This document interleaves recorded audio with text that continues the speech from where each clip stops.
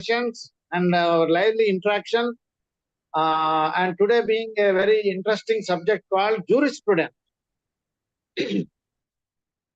So, jurisprudence. Everybody is after maxims. Most of the maxims are from Latin. So, juris is also a Latin word. Prudentia is also a Latin word. Cybernetics is also a Latin word, of which the part of the phoneme, phoneme is conjugation of two words. Each word itself stands by itself to have and convey its meaning. So, this juris is law, prudence is application of mind or whether it is just or unjust. So, jurisprudence is deep understanding of law about its unjust and just behavior. It provides the deep understanding of law as a grammar, which writes syntax. Grammar has rules, and we studied in our law times that interpretation of statutes. Likewise, interpretation of acts and their relevant sections in a given context. And I started offline before recording about the thin line drawn between a culpable homicide and a murder and the punishments they took. What are these punishments? Why they have been given a different set of rules and different years of punishments which are lesser for a culpable homicide and a year for a murder? So, out of jurisprudence, that is application of thought, how far it is just, how far it is unjust to levy or award or reward for certain crime purported or crime committed. Purported leans into the culpable homicide, perpetrated and committed leans higher towards the murderer. That is why punishment is more, punishment is less for the culpable homicide. So what is this entire exercise? Entire exercise is jurisprudence. From the traditional crime analysis to the cyber crime, we have a transition. And Ramana was there, yes, M.V. Ramana is there. We have studied about the evolution and the milestones in treatment of cyber crimes. What are the milestones then? Why we did not have IPC, CP, CRPC and the Evidence Act as criminal major acts to handle the traditional crime? Why? Because as again, where is that Anuradha madam? Anuradha madam is not good. Growth, the cyber crime growth. I said it is evolving cyber crime. So evolving digital space calls for virtual handling. I am bullying somebody in real world. If somebody is in the queue, I'll just bypass the queue and say I'll shoulder and say I am first. No, sir, you are jumping the queue. This is real bullying. But in cyber crime, cyber bullying is also there. How you treat this from traditional crime of a person bullying or in a school, there are bullying rules. In schools, in convents, we have bullying rules. Like one tall fellow is there, same class, but a little bit 1 or 2 years old, older than our commoners. And he is prone to bully because of his own stature that he is tall, dark and dark, handsome. And people will catch or he will catch somebody who is lower than him or weaker than him and says, hey, don't sit here or go there, go here, bring that, bring that. This is all bullying. Same thing is committed on the digital space. How are you treating? Now, same laws of IPC, CRPC and adducing evidence through Evidence Act doesn't serve the purpose. So, you are in a different world. What is that world? Cyber world. Where this cyber emerged? It emerged from the Latin word cybernetics. So, I told you it's a conjugation of two words or two words, which is cybernetics. Cyber to do with computer and through devices and interacting on the net. So that's cyber world. So this cyber bullying is happening in the digital space, not in the physical space. So accordingly, the jurisprudence also has to be applied here in a cyberspace and treat also with the relevant sections over the evolved law. What is that evolved law? We didn't have the proper laws to handle in the digital world or cyberspace. That is why IT Act 2000 has come into picture. As the law emerged and more and more media is gaining control, and it's a new world called social media. There are no laws to handle them. Then comes IT Rules 2021. I jumped from IT Act 2000. Then 2008 I did not mention. 2011 also I did not mention. I jumped straight here. Why? Over the emerging digital space, cyber crime is happening because another crime which is on the digital space and relevant to 2021. Why? Relevant to 21. I think section 87 and the corresponding sections are modified to accommodate the cyber crimes committed on the media space. What is media? Social media. What is that? Who are the players in this OTT? And these intermediaries we have talked about. What are they? Like, see, we know WhatsApp, Instagram, now X, then Twitter. So these are all the ones. So how many people know Nupur Sharma? Anyway, nothing to do with religion, but it was to do with religion, that too Islam. Nupur Sharma commented that Prophet Muhammad has married a 8 years old girl who is a minor. But according to constitution or fundamental rights, that we have to marry a lady or a girl when she attains puberty and marriageable age is 18 years. But it's a known fact that Muhammad Prophet has married that lady Aisha, who is hardly 8 years old. So then come the controversy, and Nupur Shah made it as a public. It has offended the Muslim community. Then where did she use or did this statement? On Twitter. Then out of the hue and cry, and because it was, I told you, BNSS 192, 196 and 299. Don't create by your loose statement hurting two religious communities, number one. Then creating hatred between communities, number two. And then which your loose statement instigates a riot. All three were applied in Nupur Sharma's case. Definitely it is true, irrespective of the facts. Fact now we cannot reproduce Prophet Muhammad or his history. That is secondary. And with the proper, without prejudice, I am talking. But she has made a statement, but it has hurt the religious statements of the Muslim community. Then the government has to set in and wrote to the Twitter people to bring down all those communications through Nupur Sharma and the interactions there too.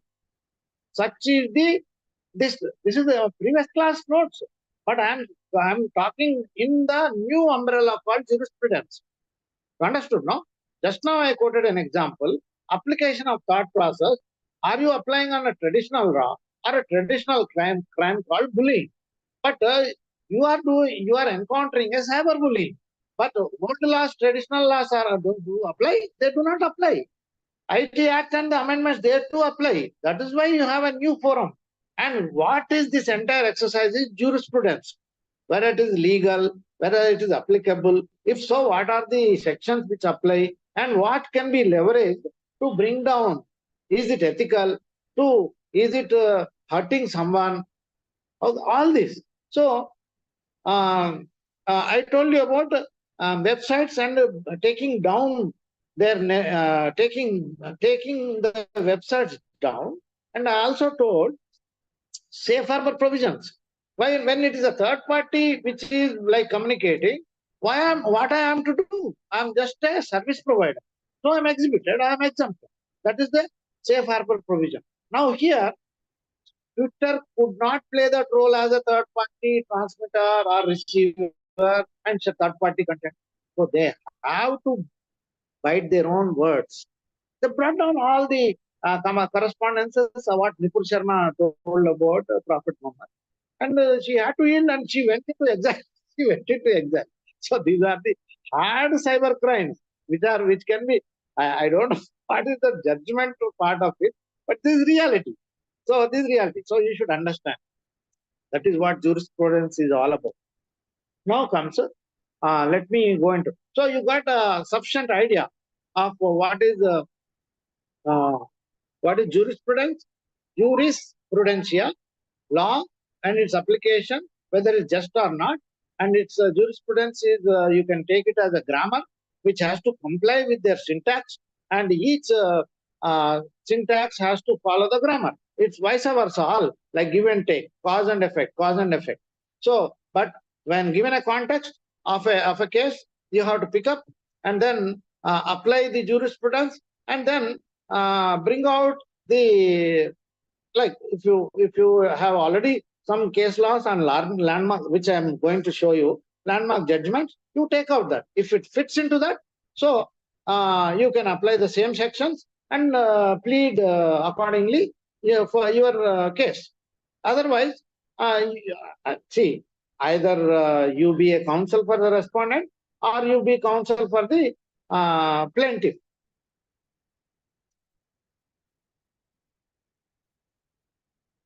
So let me share. I'm coming from the outline only because that also gave some uh, hard hardship for me. So sharing from the,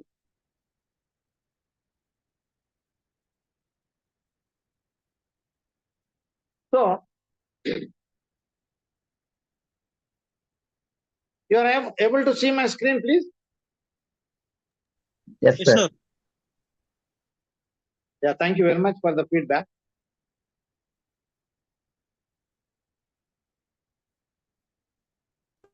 Yes, sir.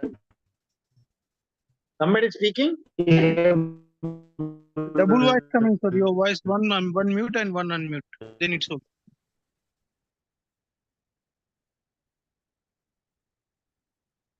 No. Someone is talking. You please unmute one of your speaker. Yes. Now? that is- Oh, no. It is better you open in the mobile. Yeah, now? Yes, you are okay. Now, okay. Now, I'm sharing the screen. So now that we have passed almost 8 days, because today is the 8th day, we are pretty aware of the cybercrime and the IT Act 2000 and the amendments there. So you should also know the landmark cases, what the Supreme Court judgments are given, and they are evolving, shaping the cyber law. Because law is always dynamic. New laws have to be coming as an amendment, and new laws have to be enacted by the legislature so that appropriate cases are handled. Okay. What is ransom? In a traditional crime, a baby of a rich family is abducted, and a message is sent to the owner or through the messenger to the landlord saying that your daughter is with us unless until you pay 10 lakhs, and our messenger will come at the street corner. You hand over the briefcase to him. Otherwise, we will take care of your daughter. Take care in the sense, in the negative sense. Then the landlord, who is the father of the girl which is abducted, might be kidnapped or whatever you say, but the crime is kidnapping. Now coming to, I will be jumping from traditional crime to cyber crime. You understood, right? You have now two different words, traditional crime, cyber crime. So I'll be drawing parallels between the traditional crime and the cyber crime. Now, what happens is, live examples I can tell. They will withhold the entire server, cybercrime I'm talking, entire server freezes. Neither they receive any mails, nor they can send any mails, neither any transaction can happen on this e-commerce website. What did they do? They took control of the e-commerce site, sent to e-commerce owner, that website owner, saying that now we have frozen your website. You cannot transact because I will tell you simple. Just say Amazon. You can just go and ask Google itself how many transactions happen in a second, not even minute, in a second in Amazon or Myntra, or how many requests to download particular movie in Netflix or GitHub to download a software. 3 domains I have told you. One is e-commerce, Amazon. Another is Netflix, which is in media, who provides OTT, or Airtel's Extreme. Airtel's Extreme. Hope to are the Airtel users are using Extreme. So now this e-commerce website is held as a ransom unless they pay in Bitcoins. Advanced cybercrime I'm talking. Unless they pay in Bitcoin. What is the Bitcoin rate today? Just 2 days back I saw it was $55,000. 6 months back it was $14,000. 2 months back it is $37. I am following. I did not buy anything, but my friends have in America. So they want that now. The criminals want not in dollars, in Bitcoins. You see the emergence of crime, and now comes the jurisprudence. Not only just jurisprudence, but cyber jurisprudence. Now, where do you track these people to go and pay in Bitcoins? You tell me. Earlier, okay, we find that Zamindar who is having, say, 1,000 acres, and he has got a mango farm, and in that mango farm, there is a big mango tree, under which the designated spot is there. You come and give with your suitcase, 10 lakhs. At that time, 10 lakhs is equivalent to 100 crores now. 10 lakhs you bring it and hand over the briefcase, and you give the briefcase here, you take your daughter there. That is traditional. But what happens to here? There is no visible crime, there is no visible person, but they are asking to pay the ransom in Bitcoins. End of it. I need not explain further. You understand. Next. I already told you Article 19(1) example where Shreya Singhal madam versus Union of India. So it amounts to, or it leads to section 66A, which was scrapped later. 66 capital A. Capital small a is still there, I guess. Capital A is scrapped because of Shreya madam. So what is that? It is not yet clear on the intent. See now, intent means immediately we'll go to mens rea. Is the purported action has a guilty mind, yes or no? Then the action resultant is the act of actus reus, or the culminated action or result is in line with the intent. So these are all the mental expressions, which again are applied through a lens called jurisprudence. Subjective jurisprudence, but that the plethora of subject is from traditional crime to emergence of IT Act 2000 and amendments thereof with the respective milestones. And the latest being 20 years old. That is IT rules 2021. Because from there only the Netflix and the media OTT platforms have come, and they have grown by leaps and bounds. Right? And why I am mentioning OTT? How many people know OTT? And the certifications, I'm one step deeper. Next certification, UA. Next certification, 13. Can anybody respond on the chat box, please? Okay, 13 is, if you are under age 13, you cannot watch this. If you are over and above 13, you can watch this. So A, adults. So these are OTT designated certified. Okay, I will come to digital certify means I will jump to the certifying authority certificate who issue the digital signature, difference between traditional electronic signatures and digital signatures, where to decipher, how to apply jurisprudence, that also will come. But let us go one by one. So now, OTT and crimes are happening. Why? Number one, in my last class I mentioned about BitTorrents. Then free websites which give you free movie watching privileges. So all these are crime. Why? Poor guy who produced with millions of dollars or millions of rupees in Indian terminology or Indian currency is deprived of his lawful revenue out of a projection in a proper theater. Whereas you guys are enjoying the same movie at free of cost through this fake website. Is it not a crime? What is a crime? IPR, intellectual property rights. What are those? Copyright infringement violation. So any copyright infringement is a cyber crime. It amounts to intellectual property rights which are deprived. Who wants the intellectual or intellectual capital on the movie produced? It is the owner. Say XYZ, we know several producers and directors who are also producers of the same movie or that movie. So these are all particular cyber crimes. Then comes the jurisprudence. Jurisprudence is the lens which we are putting on them. That same movie is being played in the OTT platform. The same movie is produced or projected in a formal theater, conventional theater. So this guy says, I will file a suit on this provider. Who is the provider? OTT provider. Then, just like our Kangana Ranaut who is slapped with a 40 crore notice, same thing, this original producer of this movie will slap a notice on that.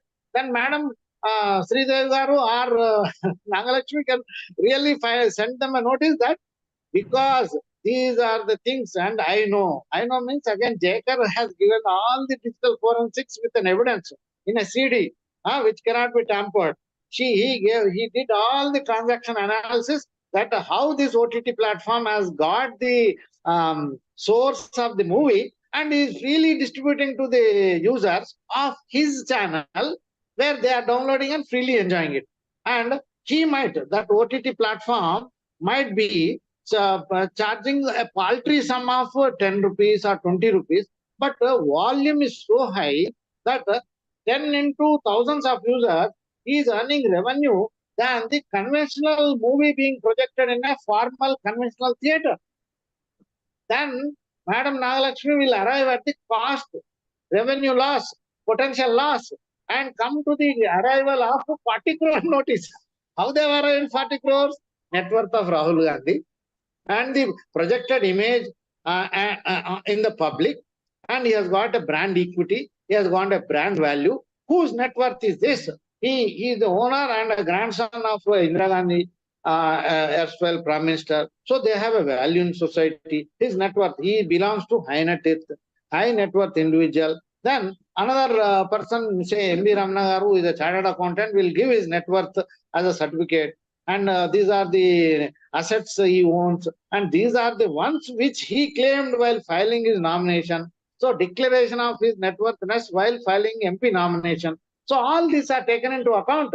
Nagalakshmi Madam will come out, yes, this is the loss, irreparable damage, which this real owner of this producer film called Cyber Crimes is the due ownership of say Jayakar. And Jayakar is at a loss because his film is distributed in the OTT platform free of cost. It's not 10 rupees that fellow in the OTT platform is selling. But the volume is 1 million downloads happened at 10 rupees only. 1 million into 10 is 10 million. 10 million he made, whereas producer is still counting 5 lakhs, 6 lakhs only. Understood? So that is how the power of the cybercrime, digital forensics, who are all the players in identifying a crime, and me as a digital forensic analyst give my report in 45, section 45 as my expert opinion, which will be produced through Nagalakshmi Madam or Sridevi Madam to the adjudicating court, saying that this original owner, see, say Ram Reddy or some famous producer, has slapped a notice on the OTT platform. You understood? What is all this exercise? Is jurisprudence. Unjust and just. So just gains and unjust gains. Now you are getting foundations laid and the context is set for jurisprudence. Okay, I have just covered this also. Same thing, same subject. On landmark case on intermediary. So I will give all this as a PowerPoint presentation. Sorry about that. 1 second.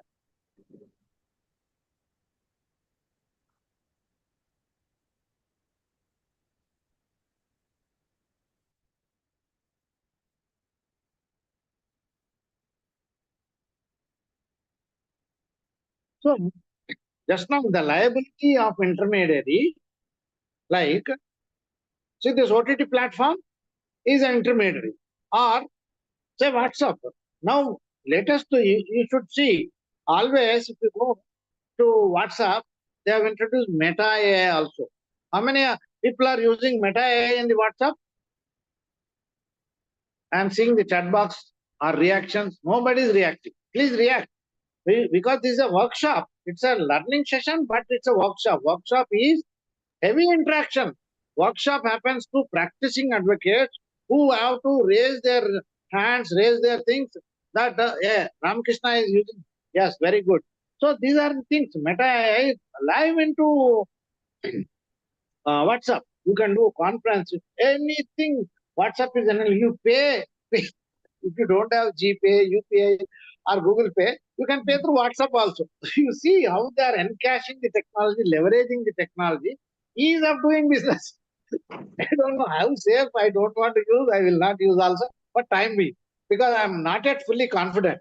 So, what is that? WhatsApp is enabling you to pay somebody. If you two are friends who wants to transfer money, I told on the first day, just now we talked and I cut off the phone and you are calling Jayakar, my mother is not okay. Please transfer 10,000. You remember my first citation? So these all can be done in WhatsApp also.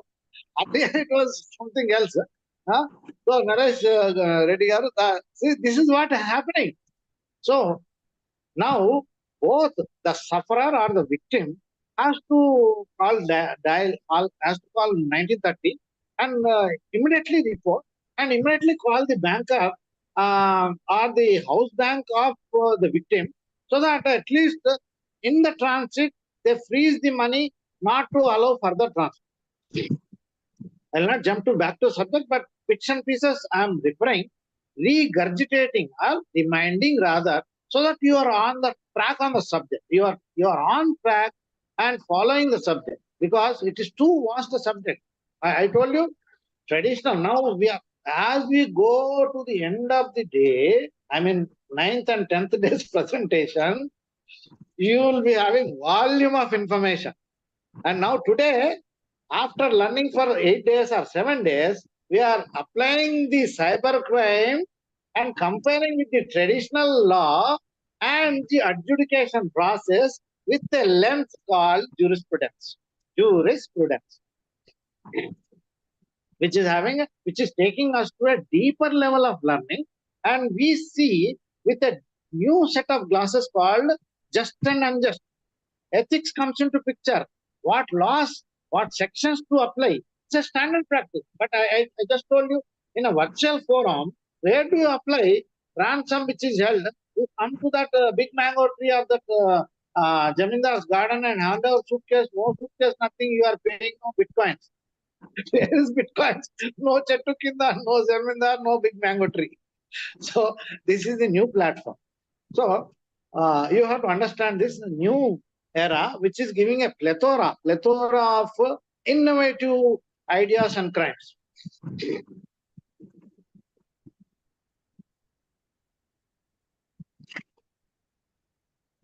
So I just mentioned, we have delved a little deeper on the liability and the liability of MySpace and Super 8 Music. So Super 8 Music lost sufficient money. I just cited Meaning, madam, please don't mistaken me because I quoted Nagalakshmi madam and Sridevi. Because you have a little bit cut above the rest knowledge so that you are technically qualified to come out with a pleading or a case, because you are technically leveraging the insights and knowledge gained, which you are using from your own personal background, having technical knowledge. So here, what is happening? I am citing two advocates or learned colleagues who can apply their background. Like I am an engineer turned advocate, but I have sufficient experience on the litigation part, and I have sufficient age and experience also on applying. As that's why I claim the three technical skill. I am in three areas of skills, that is technology, finance, and law. So when extempore I am talking, why? I'm leveraging my past experience, 3 decades of industry experience, so 12 or 15 years of IT experience, not only in India, but America and Europe. Now, in India and America, I was the SPOC. SPOC is single point of contact for all the security aspects of an SAP implementation. When I go for rollout in Germany, I did rollouts in Europe for about 6 countries, but I've traveled about 10 countries in Europe. So wherever I was going for a rollout. What was the source? Which was the main company or parent company? Say, while I was working for Infosys, my major client was, say, Procter and Gamble, but its subsidiaries are in Germany, France. Bremen is in the Western Europe. So 3 places I've gone. Then Belgium. Then so 3 places I've gone of one company for a rollout. What is rollout? The same balance sheet provisions, same nomenclature, but to apply in the law of the land. Where is the law of the land? It is not America, it is France. It is not America, it is Belgium or Brussels. Where it is not America, but it's in Basel, Switzerland. So I've been there. Luckily, I just wanted to quote. People go for honeymoons for Switzerland, but I went for three times and climbing the Austria mountains where a deer, a female deer was sung. So very beautiful song that. So that will be the privileges of a consultant like me who can leverage the hard-earned experience in the real world of IT and leverage into technology and apply the jurisprudence, applying the law. And we know IT Act, and in fact, I suggested several suggestions during my 2002 cyber law graduate times, which were come and Law Commission has implemented in IT Act 2008, which Bhatt sir was also there, was my classmate. So Bhatt sir is missing, I don't know. But I will tell you, these are the hard truths, because I broke my head, at the same time applied my mind, and this is missing. Sir, this IT Act is not covering. So I brought out and suggested. These suggestions were pulled up and brought into IT Act 2008. Right now, you are all the witnesses. 2 weeks back, I quoted, see, sir, see, my dear learner friends, I saw a video today. Rahul Gandhi's face is marked. Today it has become live. So am I not a living example and a whistleblower? I told, and my comments are taken, and Kangana Ranaut is slapped a 40 crore notice. So thanks are due to Agna Legal. Okay. Now coming to a landmark case of cyber stalking. Just now I told, cyber stalking I told, but it is true. Cyber stalking also from the traditional crime. Don't take offense, because it's practical when we see in movies also. What is stalking? Stalking can be, mostly stalkings are two people or two college boyfriends or boys are stalking a girl. That's a standard stalking. That's why it is connoting to a lady being harassed and wantonly, or to defraud, or something else. Or if you see, now chain snatching rule has come into BNSS now. Why? A lady who is wearing garland, necklace of gold is being stalked. Not for her beauty, sir. No. The gold chain she is wearing. But that's also stalking. But drawing parallels to cyber stalking. What is the cyber stalking? Yes. What are the digital assets? Now, get into the mindset of digital assets. What is intellectual capital? Patent, copyright, geographical indication, all that. Because I'm an IPR, right? Legal information system, intellectual property rights, and cyber laws is my three functions in the cyber law degree. So, what is happening in the virtual world of cyber stalking? I am going to asset. What is the asset? My patent. Patent. Okay, how many people know about Coke?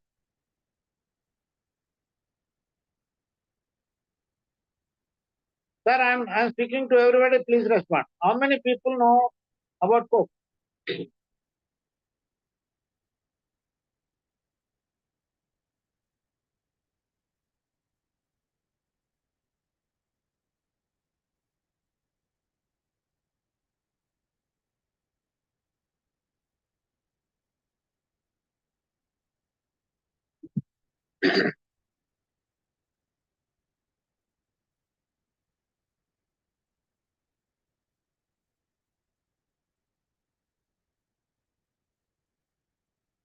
So till now,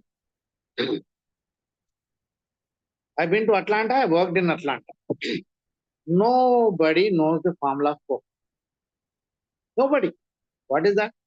It's an intellectual capital. Of what? Formula of Coke. Nobody knows. Likewise, when I came back to India, there was no Kentucky Fried Chicken. There was no Dunkin' Donuts, Krispy Kremes. I used to relish the donuts of Krispy Kreme. Today, I'm seeing in Hyderabad Krispy Kreme, donuts also, Dunkin' Donuts, and KFC. Why I'm talking all these three? Nobody knows their formula. But somebody in Karkhana, we have the same formula of KFC. If KFC finds, he'll be sued. Just because India, anything can be brushed aside. But as I told, if I am the whistleblower who found out, see, brother KFC, he is trying to imitate you and also quoting you, my formula is like KFC. KFC can sue him. One case. So, Kentucky Fried Chicken formula also nobody knows. What is that? Intellectual capital. What is intellectual capital? It's a digital asset. Why? It is sold. It is stored. Patent is an intellectual capital. Why it is a digital asset? It is stored. Now, where these are stored? Now comes cyber stalking. Now, cyber thugs also there, right? As our traditional thieves, I don't know if I can quote or not, don't take offense. But earlier, there were many cases emerged from stored proof. Okay, I'm quoting, but this is past data. No offense meant, I'm talking without prejudice. So, simply, the police will say, so and so street in Puram, that guy is there. So, they'll go and land up their case and they'll pull up that case. Likewise, here also cyber thugs are all there. Now, I'll draw parallels. Where is the fraud is happening? What is the nature of fraud? Nature of fraud is leading to their steps followed. These steps are followed by only that particular band. Like, what is that band? In UP, in my childhood, or even you people also know, recently, Chambal Kirani Pulandev is also shot dead. So, when I was studying BTech, Chambal Kirani, when I used to go to Delhi, I used to go out of the train and watch the Chambal Valley, because Chambal Valley we cross while going to Delhi. So, why I'm telling all this? Particular team of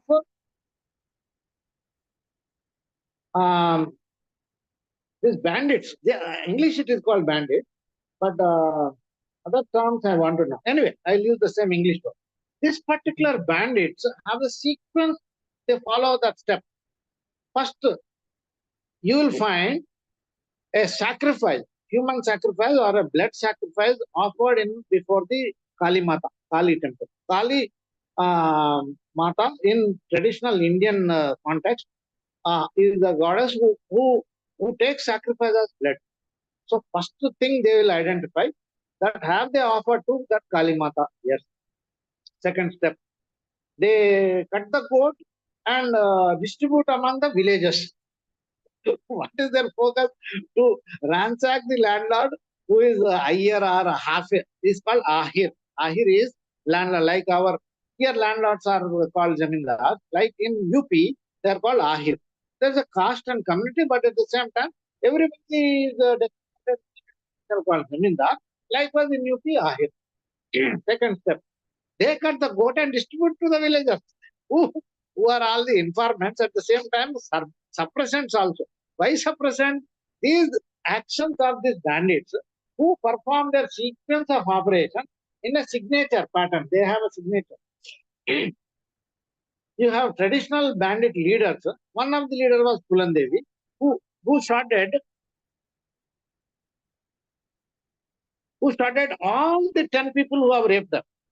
All the 10 people. So she became the bandit leader, like our Sholay Gabbar Singh. So she massacred all those 10 people who have outraged her majesty.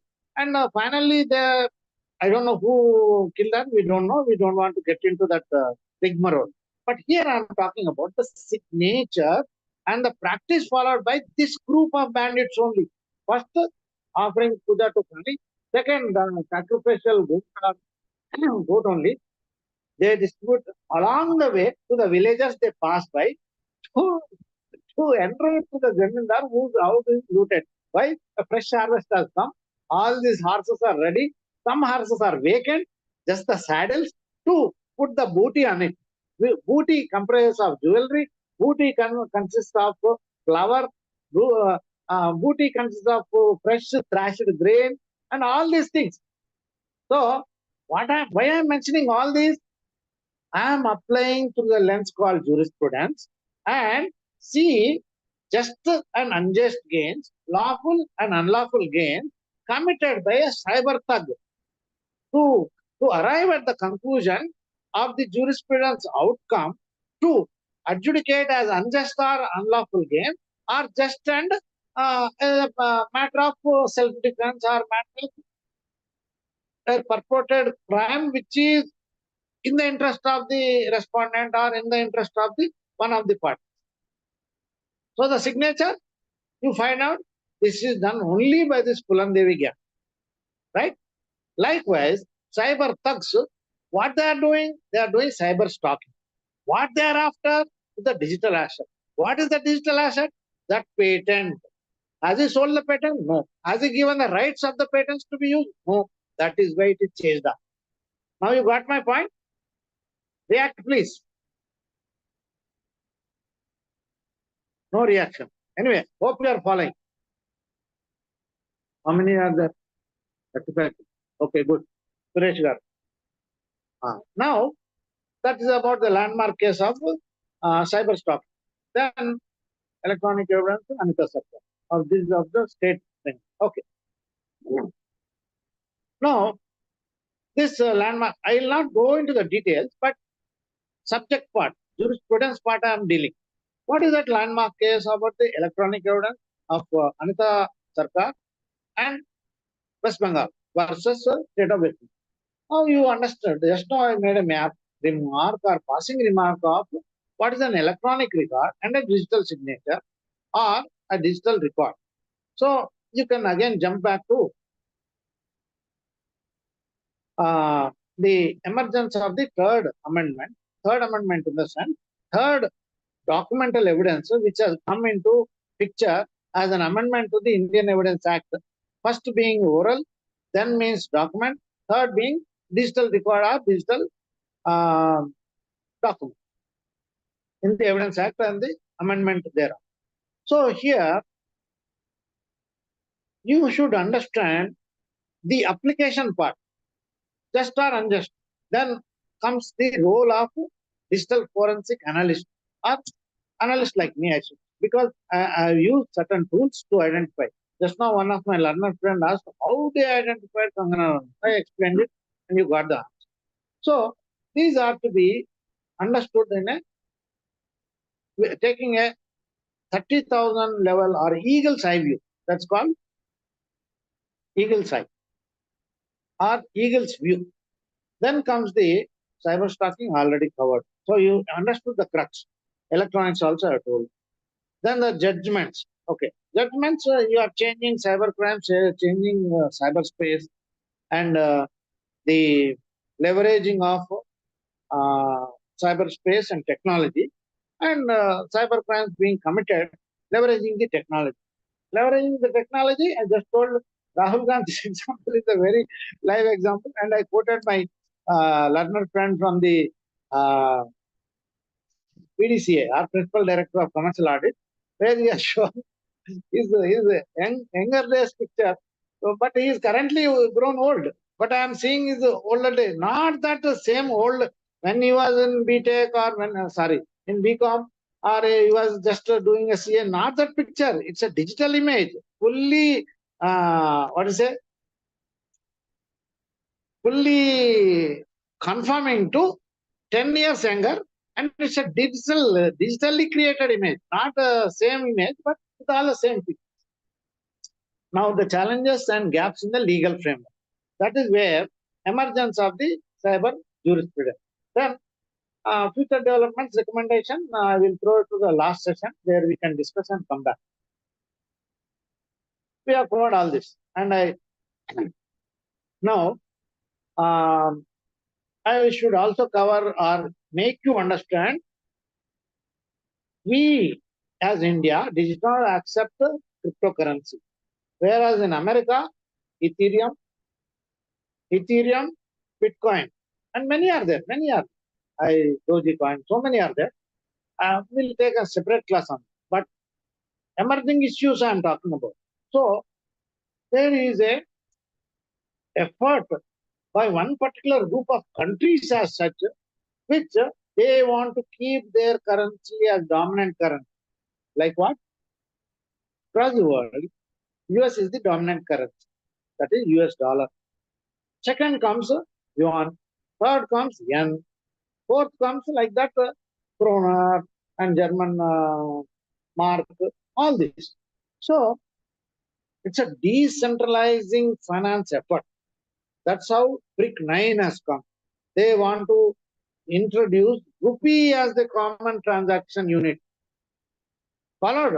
I'm driving you a point where jurisprudence has to be applied, where I don't want to go into judgment, but there are forces of international efforts to either reduce the privilege or enjoyed by the US dollar, or gold as a standard, as a barter for a standard currency, then pulling up a new currency called UPI or new currency called cryptocurrency, which counters the dominance of the US dollar. So these are the emerging issues, and what are their legal implications? So if you see trillions of dollars, see, when we were equal to China, today China is 16 trillion economy, whereas we are just entering to 3 trillion economy or emerging to 5 trillion economy. But there was a stage where we and China were same. But how they leapfrogged to 16 trillion economy, and what is that international, I don't say it is a conspiracy, but international effort to keep their currency at a higher pace or at a higher level, and the stakes are also high because international transactions are going on. This is also cyber law. Why? I deal especially in e-commerce. Then e-commerce is at stake. Now Modi government is saying, forget cash transactions. Everybody go to ATM, do cyber transactions, do only online transactions. We cut down the cash transactions. So what is the government is also making an effort to make e-commerce as a platform. At the same time, you are paying your electrical bills, you are recharging the mobiles or municipal taxes, everything you are paying digitally. You are not at all going to the counters and paying. So these are all the emerging issues. Then comes the transaction fee. If you go to stock exchange, STT, stock trading transaction, it's only a meager, but see the volume? The amount which is incurred by paying by paying in a counter is quite lesser than the cumulative volume of transactions being paid to the digital or digital money. So these are the ifs and buts. What subject I'm dealing? Not the commerce at all, jurisprudence of it, just and unjust. So you say it's a paltry sum which is slapped on the user. It's called STT, stock trading transaction fee. Meager 0.1 only. Okay, good. What about the ATM transaction? So you are paying 50% of the salary in taxes only. Then we will not go into government being playing a role. I'm not that. I'm not getting there. I'm talking about because the class is about cyber jurisprudence. What is just? What is the grammar of the interpretation of law? And what is the syntax which you have to follow? And what are the acts enabled or acts enacted, enabled to apply, act in place, and the sections, relevant sections, it depends on the type of the crime, type of action, type of intent, type of result. I already covered deep fakes, misinformation, cyberbullying, data breach. Okay, data breach. What is data breach? See,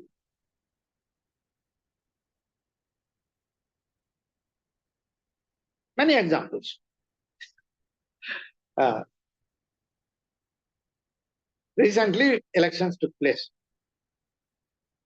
All votes are collected and the collated information of party-wise votes polled, party-wise votes counted, nota also there, none of the above. All these are segregated and arrived at a volume figure. So this is purely example. It could be real also.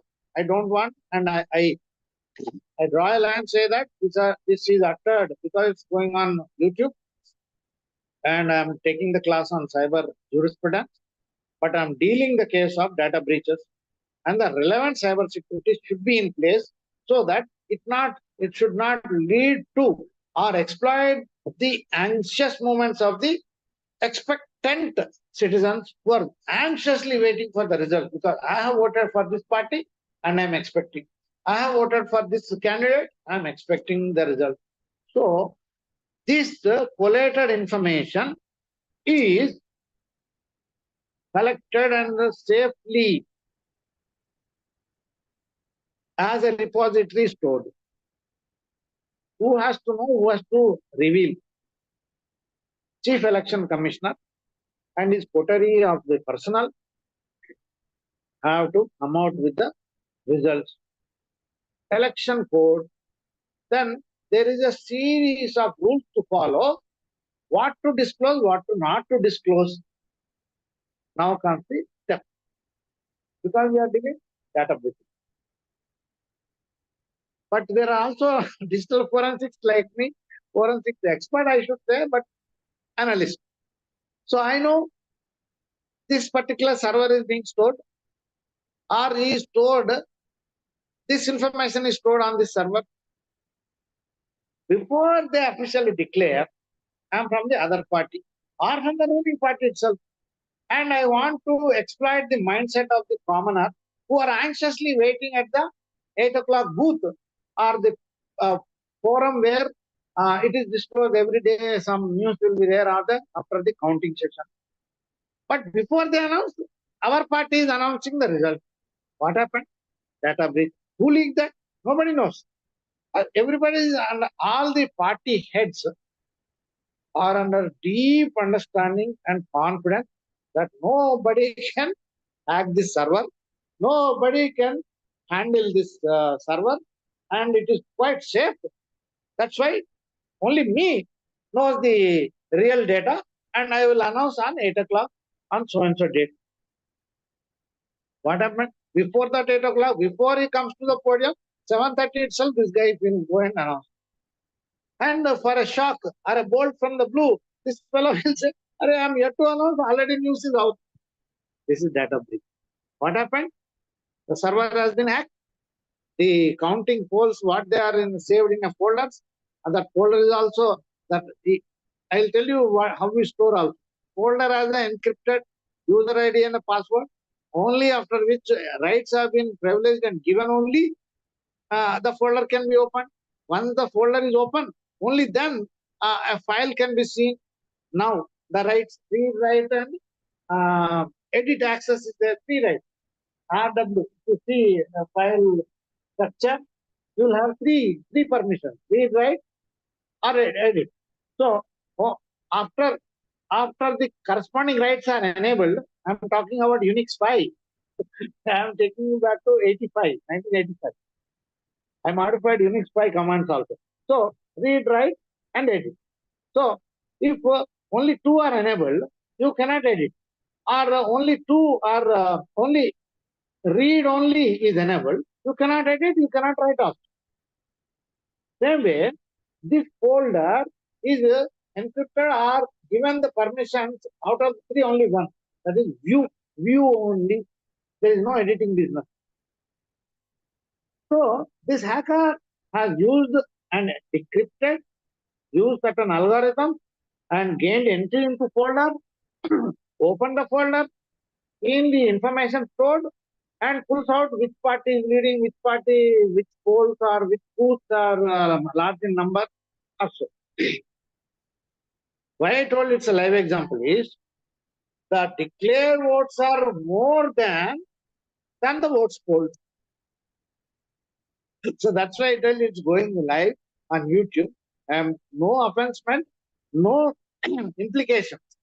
But this is all happening, leading to a cybercrime. One is leading to a cybercrime, another is data breach, another is faking. What is that faking? When the poll itself is giving our summary of the poll itself is say 10 lakhs, but the declared are 11.5 lakhs. From where did this 1 lakhs have come? That's also crime. Because you are declaring what then naturally it has to be, it ought to be. So these are all the data breaches and the ramifications there too, which lead to compromising cyber security and leading to many cyber crimes. See the impact? This I am seeing at a holistic level, at a higher level. Applying the jurisprudence here. I am only lecturing on the jurisprudence, but not taking anybody's offense or not intending to offend, anybody or any party per se. That is about the data breaches and cyber. Now comes as an electronics engineer, how we use Internet of Things and how the privacy concerns matter. What is Internet of Things? Last time I've exemplified about the bandwidth part, where pilferage of HP, why I'm saying Hindustan Petroleum has a complaint on a particular station or a gas station or a petrol pump, who discovered that there's a pilferage happening. Pilferage, how can it happen when the conduit or the pipe itself is 1 inch dia and its discharge rate is fixed? But every time there is a pilferage coming up, so comes the Internet of Things. I also told example that I am driving home back. This that's happened in 2010 and 2000. At that time I was in America. So we used to have, you know, how many people know version 4, V4, V6? IP addresses. No reaction. Let me see how many know. How many? No. V6, V4. Don't know. Okay, Suresh, next. No reaction. See, data address, IP address. We are still in V4. V6 is just enabled, but you have to say. Each microwave, like I also told about Alexa, Siri, then Google Home. All these have a controlled access to various house gadgets. Each gadget can be controlled by Google Home. Hope everybody knows Go Alexa, right? Alexa, Echo Dot. I have both. I told you I can show you. So likewise Siri, likewise Google Home. So very good, Suresh. So how they are interacting? Through IoT.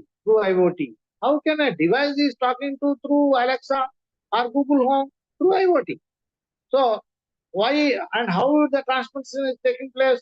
Either to Bluetooth or internal home Wi-Fi, because they are configured as your own home devices. They are under one Wi-Fi network, right? And they have a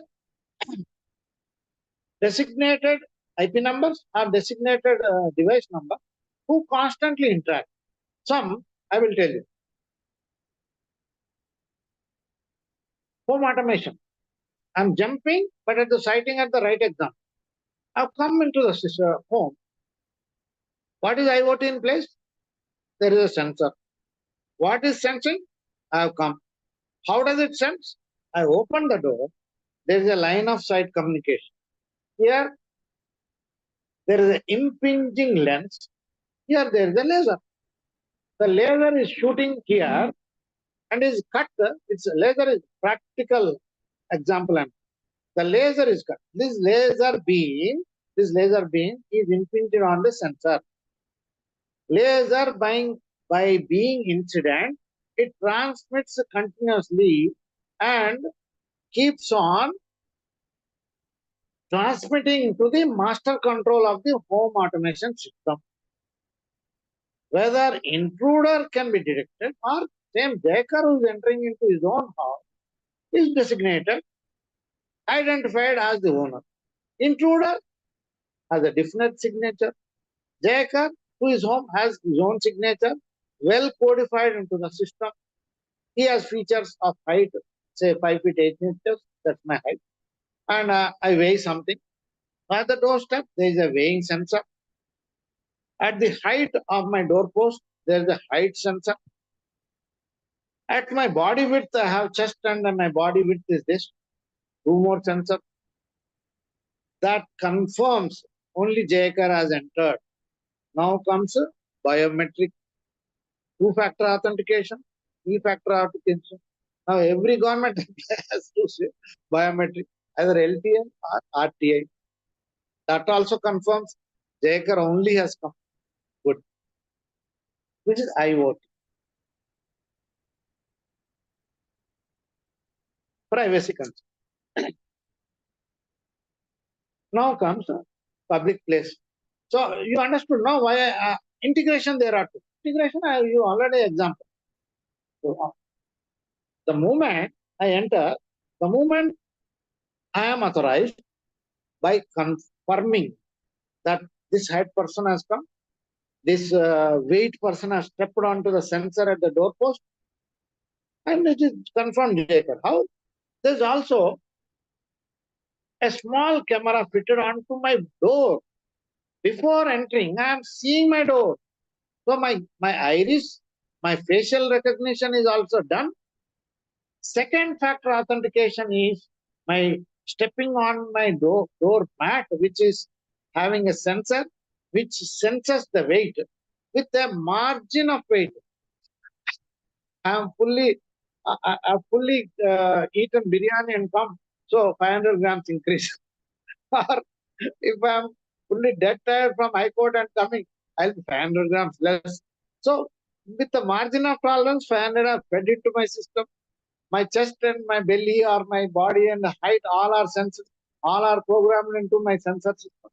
And the laser which is shot at me are interrupted by my entry, confirmed my presence with my confirming, attaching the inputs from my facial recognition, confirming that they are only a sensor. Then friend or a foe, I am a friend identified. A foe is identified which does not matter to my counter. So this is what. Then the privacy concerns. Why privacy concern? I will tell you. How many people know Hyderabad entry exit international airport? I want to see the reaction. No reaction. Anyway, if you have the boarding pass, we know very Naresh Reddy, very nice. If you have the boarding pass, all you have to do just the scanning. Done. Rest are all in a sequence you are identified. But A person who has got some episode or some issue, still swiping the board pass barcode or QR code is being tracked. Why? The very fact is a foreign national. Number two, belongs to some community, religious community. I don't want to name. They are in the blacklist. That guy who happened to be an American citizen, example, can raise a flag. Why I'm being tracked? Why this is following me? A robber can follow or a two security personnel can follow. They are not near him, but they are following. Privacy concerns. What is identified? The very boarding pass. It does have some name. Name connotes to a community. Name connotes to a religious community. Which is where the flag is raised. Once the flag is raised, it gives a trigger to the security personnel in the control room. Of course, two people come and keep tracking this fellow. Is it not a privacy concern?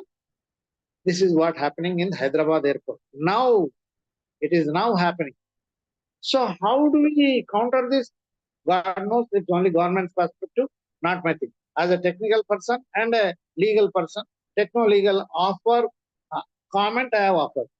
So these lead to IoT which is in place has identified the person, given the output to the security team at the control station, and security is active, tracking this person who is boarding the flight.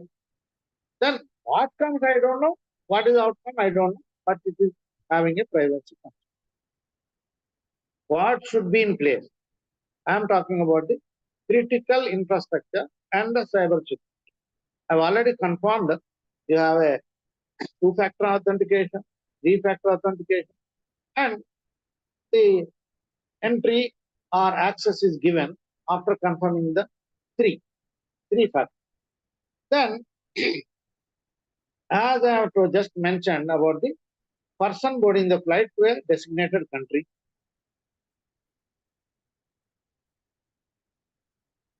Now comes a contraband or waiver of taxes or something like gold. Our India is the richest country, I should say, in ownership of gold. People have tons of gold. So, gold is a major commodity which is being smuggled. So, most of the gold comes from Congo. It's reality. I've been to Africa also. So, Africa, Congo, there's a Congo river. And it's a beautiful place, but I've been to only Kenya. So, the thing is, you can walk off with kgs. It's going on YouTube, I'm telling you. But within Congo, nobody asks you. But the kg coming and boarding a flight raises the flag. So we have to understand. But using this, some people walk, some people wear, some people stuff, some people insert into their body and walk through the green channel. How many people know green channel? I took too many flights, no problem. But how many people know green channel? No reactions. Green channel is, suppose you are an MP or MLA, MP, not MLA. MLA also might be allowed to pass through green. So green channel allows anybody to walk free without, what is that? Screening. So these are happening. So if these are passed as a passing crime, where is the international cooperation? So this is where international cooperation has to come into picture to nab the cybercrime or to mitigate or reduce the risk in cybercrime. Those are the things. Now, role of technology. I have already told you, beautifully explained, sensors, IoT, and integration there.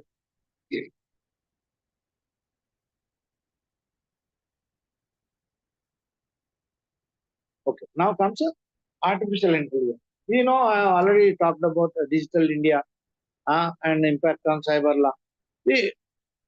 that's a passing remark. But at the same time, all have understood and followed so far. Two major technologies I'm going to talk about: artificial intelligence and its legal implications.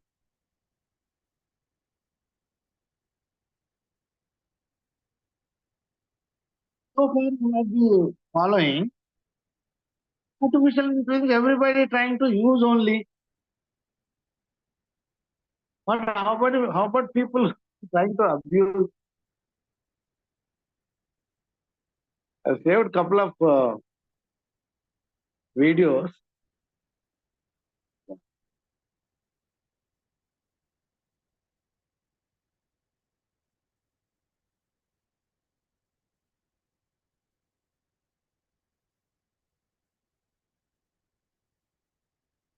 So when people are talking and working on positive aspects of the artificial intelligence,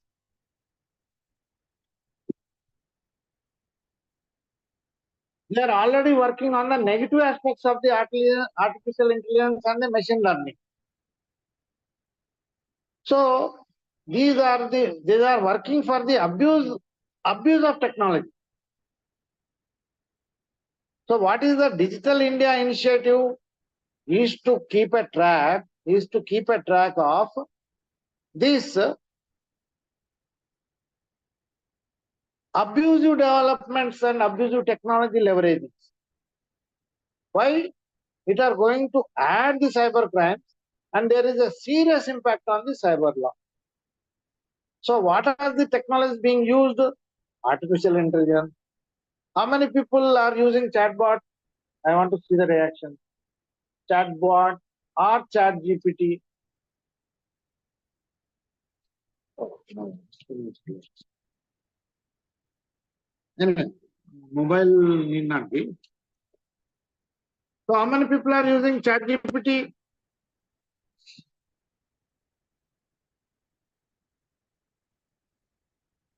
Reactions. Yes, very good, very good, very good, very good, very good. Very good. I'm happy. So, Chat GPT, very good, very good. I'll try to use, I will, if you are using, if you are, okay, ARK is not using, okay, I will tell you how to use, no problem. So, I am 3-generation person. How do I say 3-generation person? How many people know a computer called PDP-11? It was in our BHL R&D. It was half the room size. And we used to print cards called Hollerith cards. What they used to print? Dots and dashes. I mean, we used to punch as a code. Say Fortran is the programming language. COBOL is also programming language. We used to punch cards and load the deck of the cards into PDP-11. I've used and I'm from that generation. 84, 85. Next comes normal computers, PCs, personal computers. We used to run Fortran program later. Then COBOL from common business oriented language. That also, now we have done away with the cards problem. We used to have, thank you. Very good ARK, very good.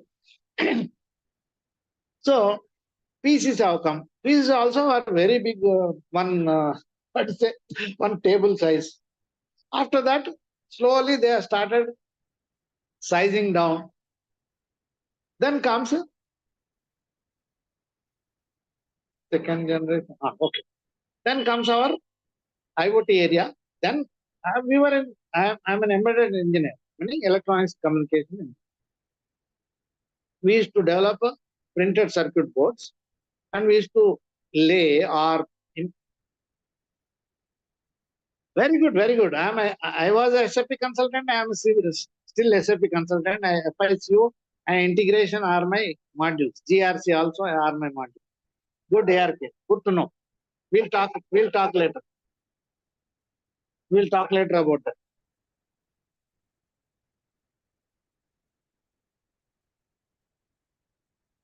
Just 1 second, please.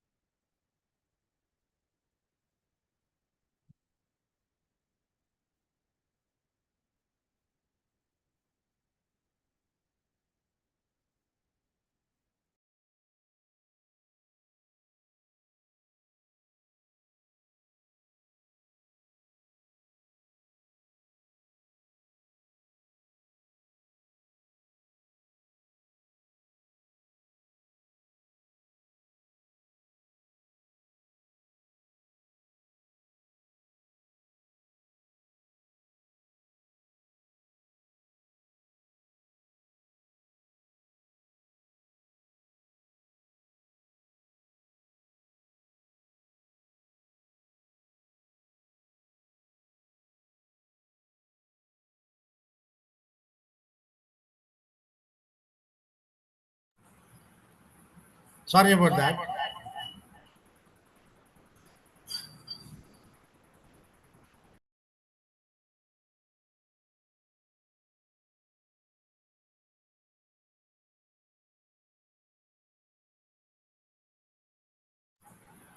Am I audible?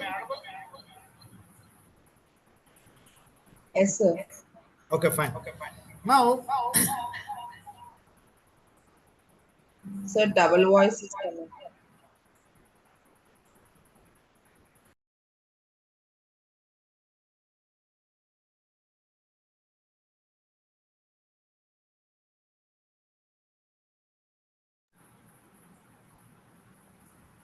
Madam Sridevi garu,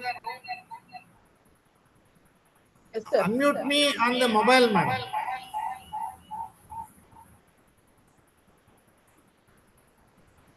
You are in. Unmute me on mobile. It is leading to echo. Now it will be fine. Now it is fine. Yes. It's fine now. Yes, yes. Yes, sir. Fine. Continue. Yes. So where were we? We are talking about the leveraging of artificial intelligence, legal implications, and the advanced technology which is at stake. These are the implications which are giving rise to new crimes. Accordingly, using the jurisprudence, cyber jurisprudence, we have to enact and leading to new laws also to bring up.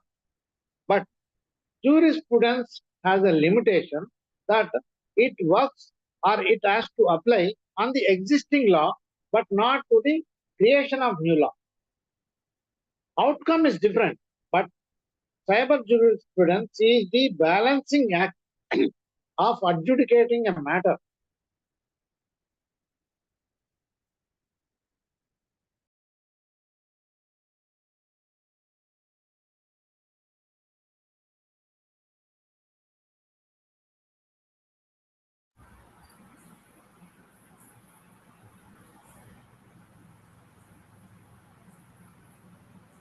I hope it is not echoing.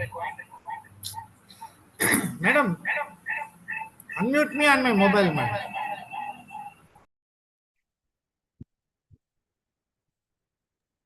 Yeah, thank you.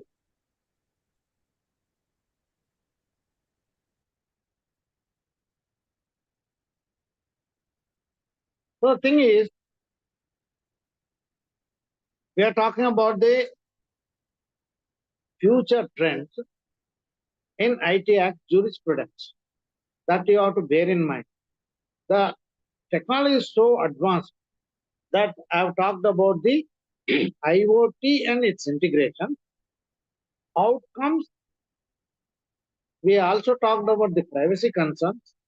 Then I talked about GPT, chat GPT, chatbot. So,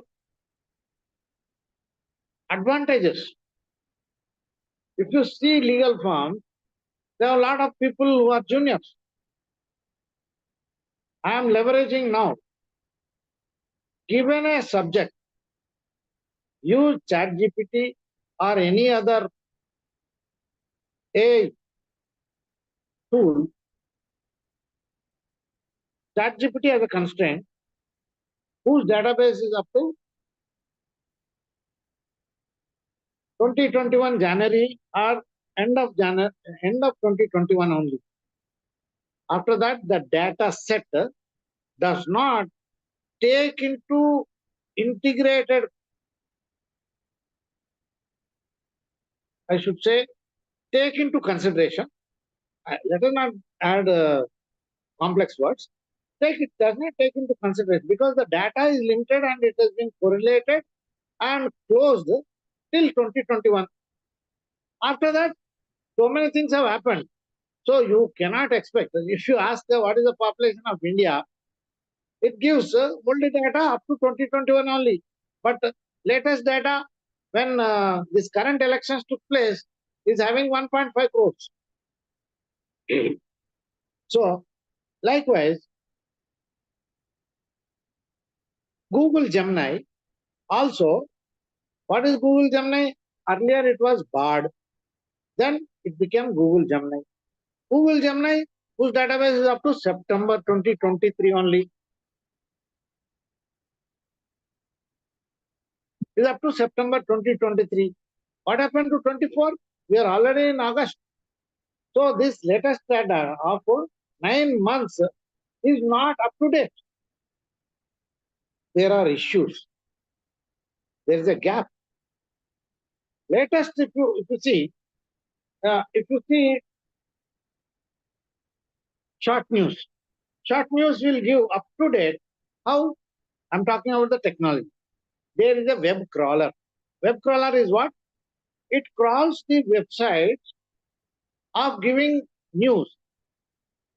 And the trending news headlines it grabs, collates them, and puts them before you. So that is what Google News is doing. How can Google News across the globe collect all the latest headlines and project you before going to office? I'll just read Google News and go. So this is what is happening. Now comes the concerns and the authenticity of it. That is where jurisprudence comes into it. A flaring example is, I just told about in the last session about the Bangladesh issue. And how many people have got the very sensitive Bangladesh videos? Just raise the hand. Doesn't put you to any question or stake. But I'm just asking, how many people got?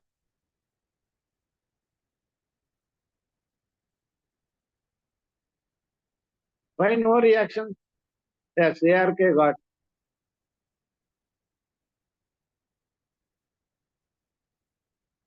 Ramana. Okay. That's nice. Thanks, Adjuti. Now why I'm quoting Bangladesh news? Here comes the jurisprudence. See, you might have, you in the sense, the current Bangladesh is going on video on live and it's on YouTube. You are unhappy about your own PM. Good, you have ransacked, you've done so many things. But at the same time, this has been taken as video and it is becoming viral in India, a sister country. But again, this sister country has also Muslims and Hindus. Then again, you remember, there are many sections in BNSS. But I'm talking about this community, rift between community, hatred development in the communities, and initiating a riot. So these all come under the lens of jurisprudence.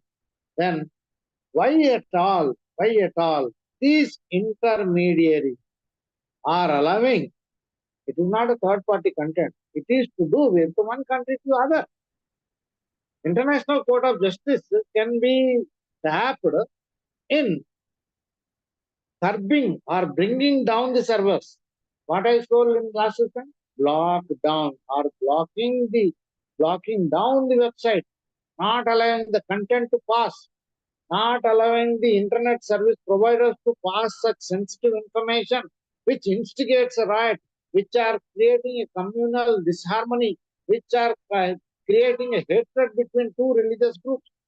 So whose responsibility is that? Who is allowing this to happen? You are trying to hurt our Hindus, where Hindus are being hurt there, and our Hindus has to be initiated, and their blood is boiling.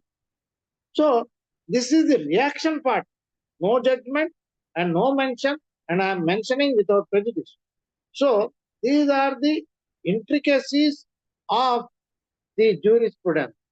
Law as its grammar, law as its action, to interpret these and correspondingly bring in the curb in mitigating, in reducing the risks of a nationwide internal things can happen, external rights can happen, so many things. It all comes under the umbrella of jurisprudence.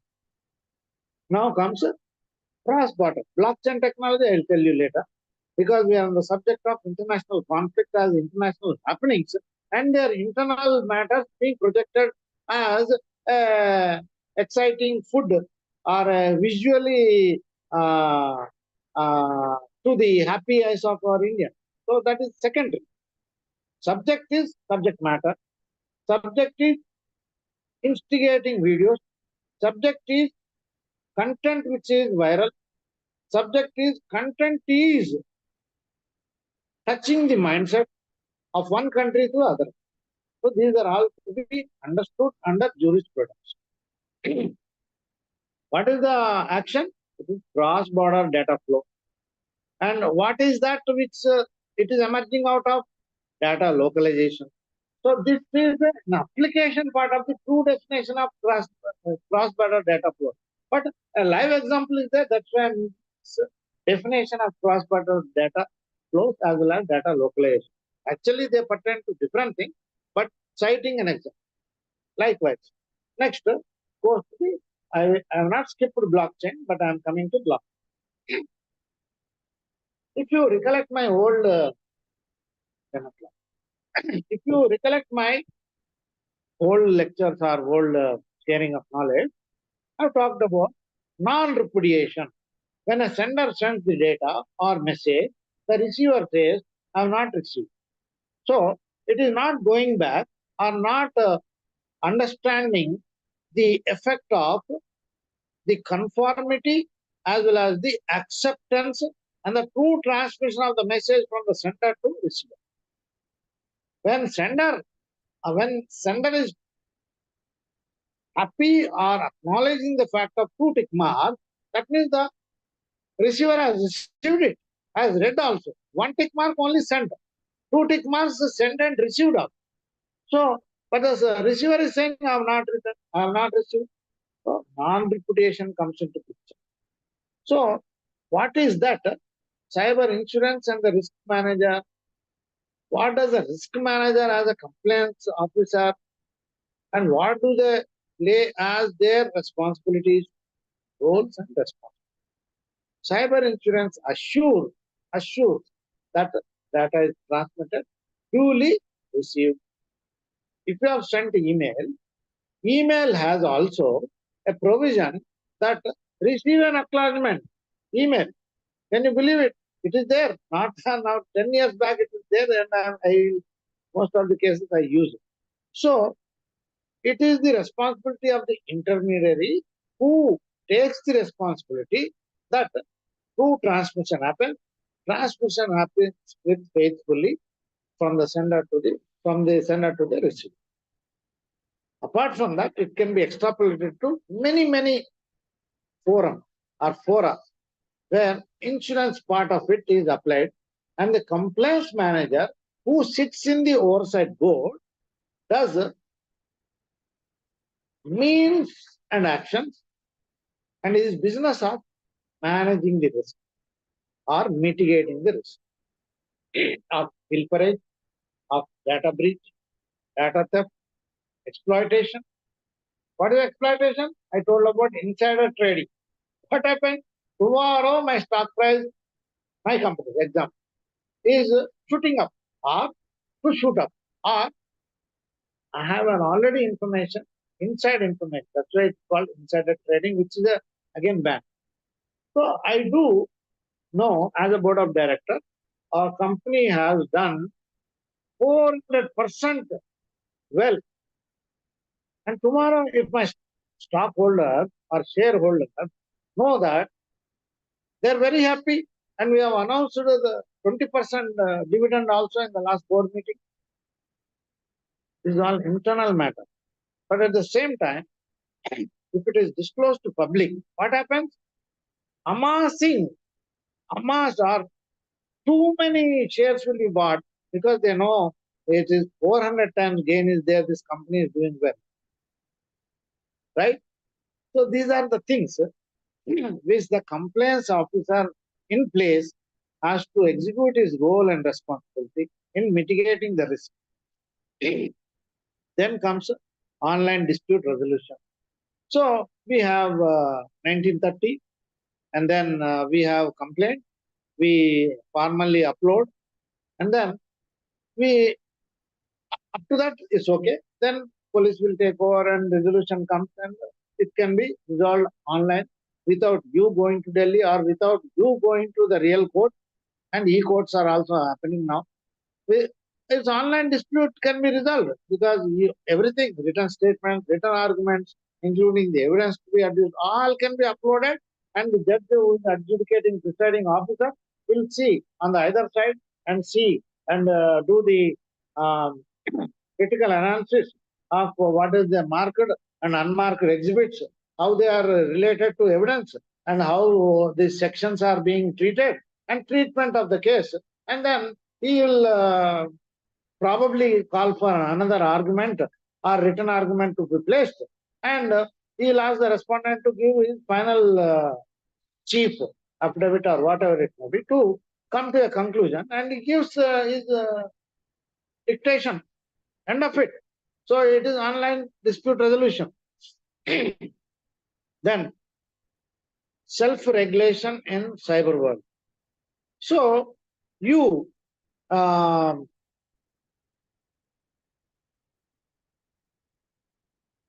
you as a responsible netizen or citizen on the digital world, and you have digital rights. You are bound by, see, we as a regular citizens are bound by our constitution, who give us constitutional rights and sorry, fundamental rights. And we are self-regulated. What is a self-regulation?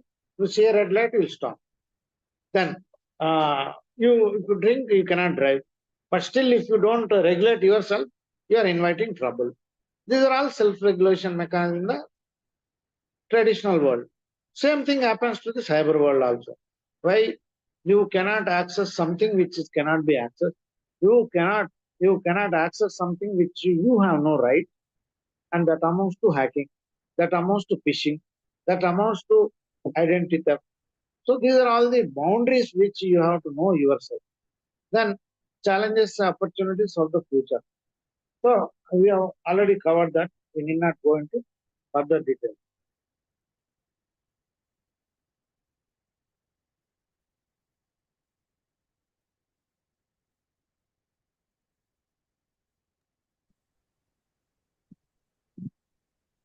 Okay, just a passing remark, or you can go into details also. But as I already told you,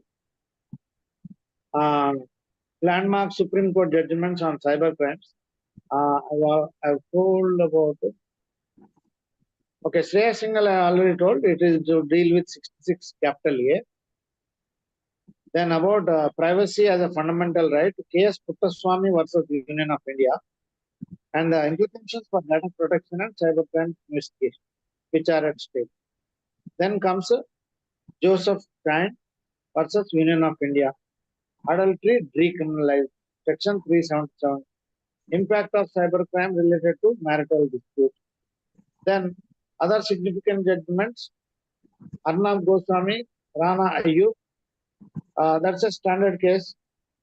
This is about legal principles for that matter, which come under the jurisprudence lens. Then I already mentioned about cryptocurrency, blockchain. Blockchain I did not. Okay. So non-repudiation is that where we ended, but I did not tell further. What is that non-repudiation, and how can they establish that X only has sent and Y only have received? So the sender encrypts with a hash function, which are the cream of blockchain is a hash function, which the same hash function like our fingerprint. Similarly, blockchain has a hash. It is unique for itself. Each packet is hashed as a blockchain, is hashed into an algorithm, or algorithm is applied to generate that hash, is a unique. So this sequence of blockchains are being targeted or followed by one packet till the target is received or target is reached, which can identify particular transaction. That is why blockchain technology in e-commerce transactions have gained much prominence, because none can break this block. None can so far. Because I already told you RSA algorithm, MD5, message digest 5, RSA algorithm, Richard Shamil and Adam. These are the three inventors, 1971, 1984. These are the people who have brought out this hash function. That's how blockchain has gained into prominence. Likewise, cryptocurrency. Cryptocurrency is about mining. Like how many people are in demand and how they are following one. The more number of people who are following one particular thing and the higher the demand, that's why cryptocurrency is mined more. Currency like Bitcoin, Ethereum, Dogecoin, and many others are there, hundreds of them. So that leads to cryptocurrency. Then legal status, I already told you, India is not accepting. Decentralized finance is happening. Then regulatory framework. Correspondingly, I told you why the ransom people are thugs, cyber thugs are wanting their ransom being paid in cryptocurrency because it's highly paid or highest valued, and it is more accepted in the other side, outside world other than India. So these are the implications. And while the regulations is a challenge, government is evolving to accept and digest the aspects of it. Databases also have covered.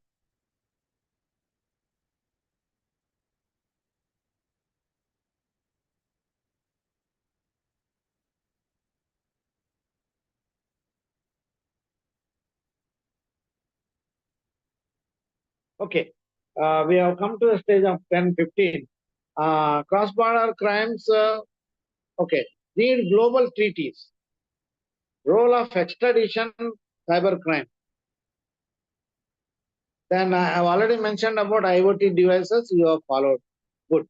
So now let us talk little bit on global cybercrime treaties being signed by neighboring countries or G7 countries for that matter of extradition. Recently, this policy by Indian government has been formulated to extradite, meaning the thugs in real world of crime than cyberspace who have taken off their booty to different countries and landed there in their safe havens. While the two countries, safe haven is, say somebody landed in UK, I don't want to name. UK and India signed a treaty of extraditing criminals who have taken off booty from our India and taken off the booty and they have landed in UK. Then UK has signed with India that if they find that person, they will extradite to India, but treating or trying him in our Indian court of law. And then these are rules and in cybercrime. So there are many landmark cases and millions of dollars are at stake where the countries are offering to curb the cyber crimes on the international space, where countries' sovereignty is at stake and country security is also at stake. With this, I conclude because we have a lens called jurisprudence to have a recap.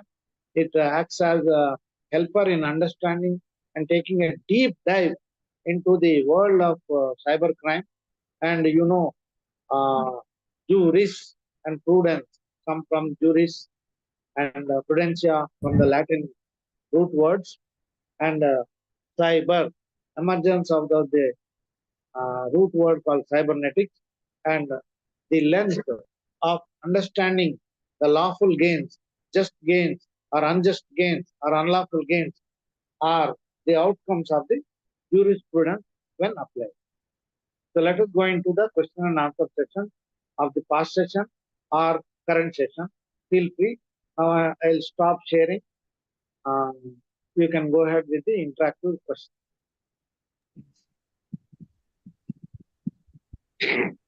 Sir ఇప్పుడు Sorry about my throat. Kangana గురించి చెప్పారు కదా Yeah, go ahead. Rahul గాంధీది వచ్చి photo mapping చేసి సిలువ పెట్టి చేసిన Marfud picture. Yeah, in Yes, fact, sir. In fact, in one of our group it will be there. I do also have, but the moment I transmit here, I invite trouble. So I don't want to transmit. I do have that. I already Okay. mentioned today on that Bonalu day only. I received that. Yeah, On that actually, Bonalu day, case I is when received that. 8th, I think 8th is completed. Yes, correct. Mm.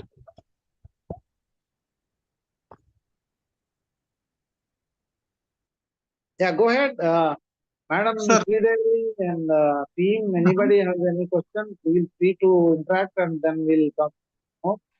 And How to decide otherwise we will close the session. fluctuations and all? There is no regulatory over there. How can we found the demand and supply chain? How could we assume? I only heard demand and supply. How could assume? What is the authentication? Of what, ARK garu? So crypto is fluctuating like up and down, like anything, rocketing some days, sometime coming to the Oh, land oh. side. So how could decide? How could genuinity we can find out? Supply demand, based on supply demand, everything happened. But see, there is no regulatory. How could we genuinity? How could we find the genuinity? Supply and demand. That's the reason they are telling. But definitely there is supply and demand is there or not there. How could we come to know? Sir, if you just see or go to the net, regulatory framework being still in the draft stage of bringing some discipline in this aspect. But as long as there is no framework and a guideline to monitor and control, Bitcoin goes to $70,000 again. It has gone. Already I'm telling you, it has gone. Now came back to 40,000. Then 37,000 also I watched. Now That is today what. it is about 57 or 50, 60,000 it has reached, I guess. Today I didn't check, but last 2 days back I saw it was $55,000. Crypto is legal, no? Correct, sir. I've told you long back in our own conversation, India is not accepted. Whereas in America it is accepted. And Europe it is accepted. In South America is accepted. But no, sir. How could they? Africa is also it is accepted. But there is so many illegal things may happen. No, if you accept that way, was you Naturally, the very subject is jurisprudence. Unjust gain, unlawful gain, just gain. Where do you strike a balance? You go to the eagle's eye. I told you, go to the eagle's eye, have a 360 degrees view, or 30,000 miles or 30,000 kilometers eagle's eye to look down, what is happening in a global way. Sir, what you said right, but as everybody knows, why should we have to accept it? There is all countries are no legal consequences are there. Fraud things may happen lot. So then, how they could accept then after knowing all these things? Like America, such a we can say so developed country, European countries, African countries. I can't, sorry, I can't comment because it leads to something. I don't want to comment. We can offline, we can discuss. And there are friends who have Bitcoin. They bought earlier when IPO has come. Nobody there too. My friends in America bought the few, I don't want to name them, but they have Bitcoins. Yes, They're sir. enjoying. Newspapers also, crypto and the bitcoins are going happening in Telangana, like anything. There is so much of business is happening. But is that common people may safe side? No. ARK sir, I am telling you, if you are so much talking, I will just make a cursory mark. And there is a dark web. Okay? These are all dark web transactions. We cannot monitor, and it is illegal also. That's why they are in the dark web. These are people who have their struggle only in future might. Yeah. Your voice is breaking, but at the same time, Sir, yeah. Sir. Go ahead, Ramana. ఇప్పుడు currency అనేది reserve bank దృష్టిలోని ముద్రించేటప్పుడు all over India ఏ దేశమైనా సరే ఆ దేశంతో ఒక కరెన్సీని ఇంప్లిమెంట్ చేసిన దానిలోని టోటల్ ఒక ఒక స్లాబ్ వరకు తీసుకుంటారు కదా. Yes. ఒక స్లాబ్ వరకు తీసుకున్నప్పుడు అది ఇండియా మొత్తం సర్క్యులేషన్ అయిన అమౌంటే కదా. అమౌంట్ లో లెక్క చూసుకునేసరికి ఆ అమౌంటే రావాలి కదా. అవును. ఇప్పుడు గ్లోబలైజేషన్ లో అమౌంట్ ఎలా పెరిగిపోతుంది? Sir, this is a out of topic question, but still I will answer as a friend, not because it is to see. Bitcoin, crypto currency, US dollars, you know currency, ఈ developed countries major problems is economic offences is there. అయితే అయినప్పటికీ ఇప్పుడు మన India కంట్రీలోని reserve bank issue చేసిన amount మొత్తం India overall circulation అవ్వాలి. ఇంతకు మించి పెరిగిది ఎలా పెరుగుతుంది అనేసి డౌట్. అది గోల్డ్ బేస్ చేసుకొని కరెన్సీ ముద్రిస్తారు sir. Yeah, correct. Gold reserves are the yardstick and benchmark against which RBI prints the currency. Now, RBI governor signs a note on 500. Irrespective of where you go, where you transact, where you exchange, I promise you to give 100 rupees or 500 rupees on the 500 note. End of it. Rest is all you should understand. How many have been printed? How many are in over circulation, under circulation? Not to discuss here. Right. అంటే reserve bank levels లోని ఇంత ముద్రించామన్నప్పుడు అదే కదా amount అందరి దగ్గర ఉంటది. అందరి దగ్గర ఉండే అమౌంట్ లెక్కేసుకుంటే ఆ ముద్రించిన అమౌంట్ రీచ్ అవుతుంది కదా సార్. ఇప్పుడు మొన్న డిమానిటైజేషన్ చేసినప్పుడు మొత్తం రాలేదు కదా సార్. అలా అనుకుంటే అలా రావాలి కదా అంటాను. అది రాలేదు కదా. అది ఎలా సాధ్యమండి? అంటే కొంతమంది ఇప్పుడు ఉన్న వాళ్ళు కొంతమంది ఇవ్వకపోయి ఉండొచ్చు. అంటే కొంతమంది లేదు ఒక కోటేశ్వర్లు ఒక 20% బిలో ఎవరు అంతా కలుపుకొని వచ్చేసేసరికి రిజర్వ్ బ్యాంక్ దృష్టిలో ఎంత అమౌంట్ అయితే ముద్రించిందో అంతా సరిపోవాలి కదా.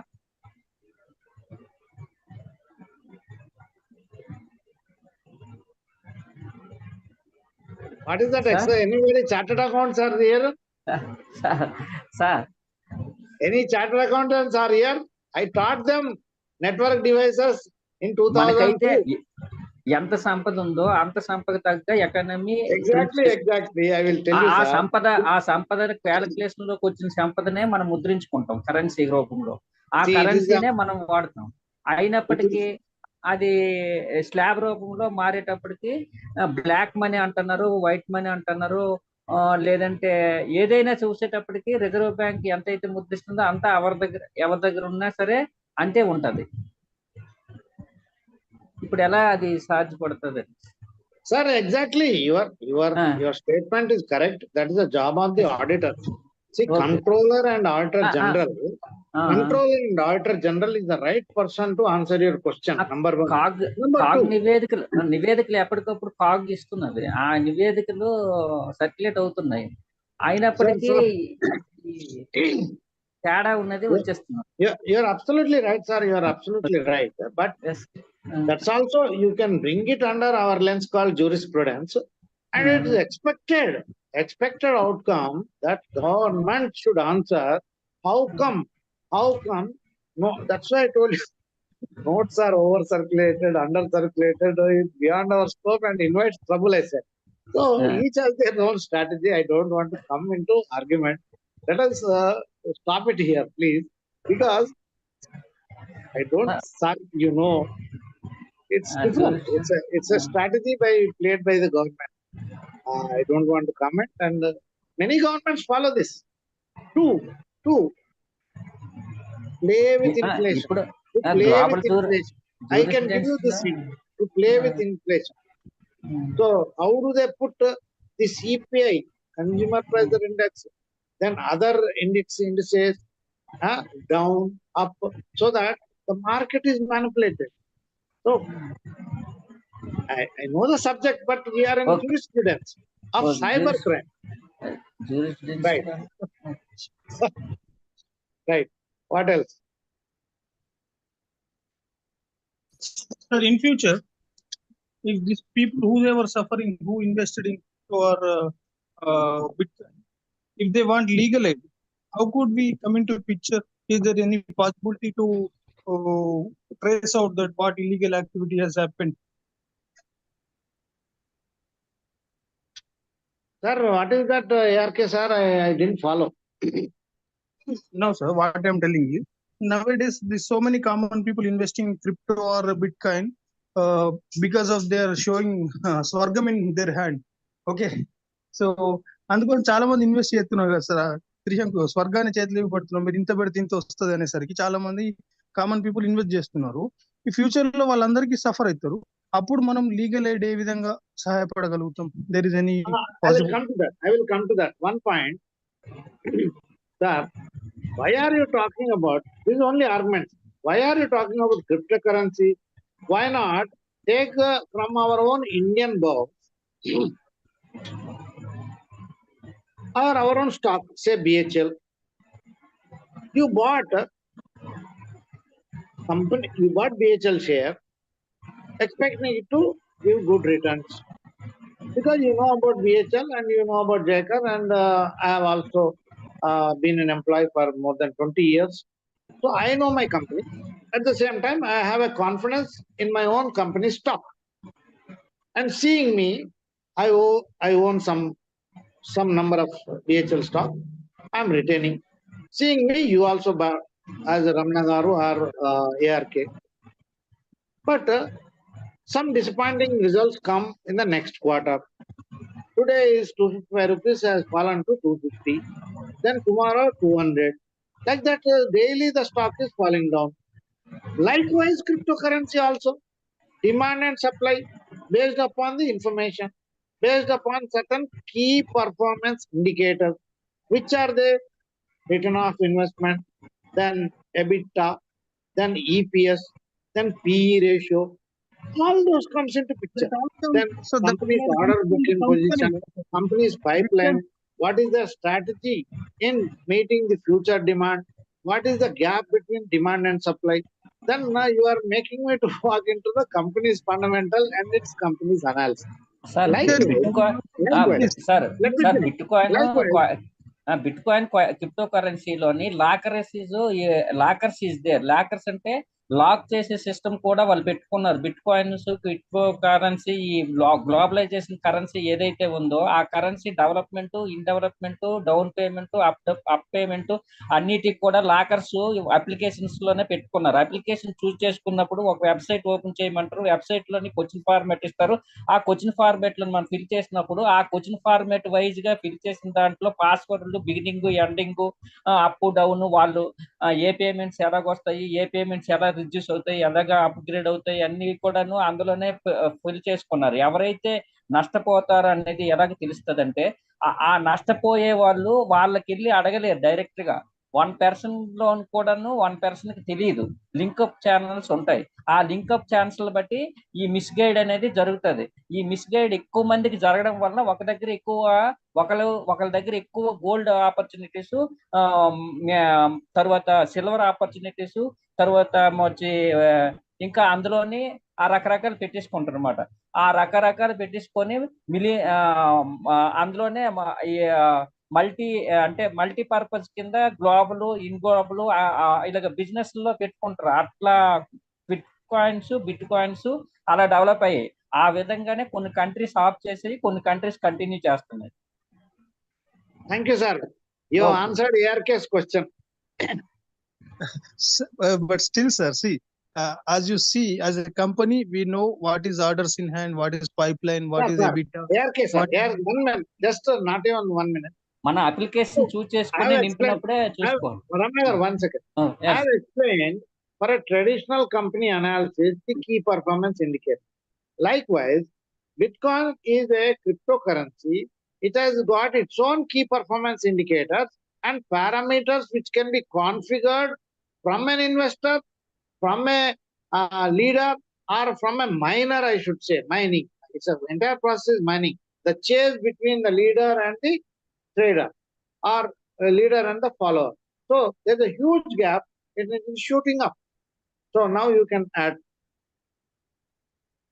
Anyhow, sir, what you said is up to some extent is agreed, but I can't believe the genuinity 100% because That is a wild demand goose is chase. Wild goose chase.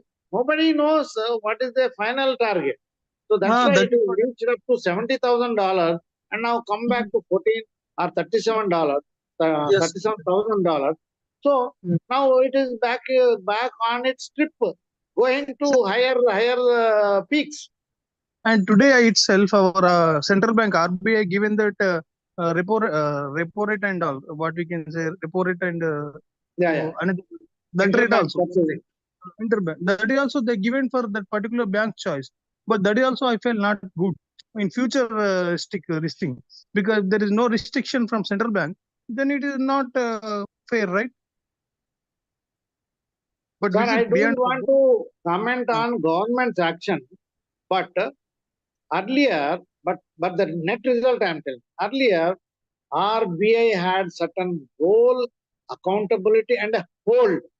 The current government has diluted it. In my not a judgmental statement, but they are losing day by day their privilege and prestige.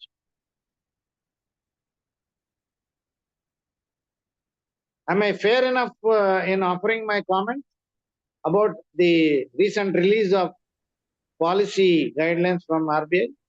Of course, sir, I do agree with this point. Yes. So thank you very much. Okay. If everybody is happy with the interactions, if there are any more questions, please send it to Sridevi Madam. She will collate it and then forward it to me. I will Sir, try to answer sir, and clarify in the next session. Thank you, sir. Good night, sir. Thank you very much, sir. Thank you very much. All have a good night. God Thank you, bless you all. thank Thank you. you. Thank you, sir.